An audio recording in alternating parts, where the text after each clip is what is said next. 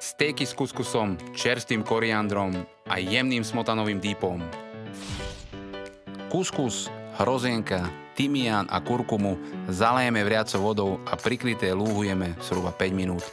Dochutíme morskou solou, olivovým olejom a primiešame narezaný koriander.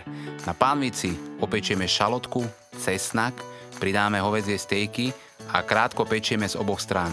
Vložíme do vyhriatej rúry zhruba 180 stupňov. Kým sa stejky upečú, pripravíme si jemný smotanový dip, do ktorého zamiešame čili, tymián, soľ, čierne korenie, cesnak, petržlenovú vňať a pár kvapiek dobrého olivového oleja.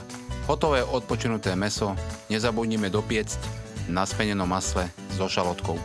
Na záver kuskus ozdobíme sakurou a kozím syrom, stejky poliejeme výpekom z masla a dipom, ozdobíme tymiánom a môžeme podávať.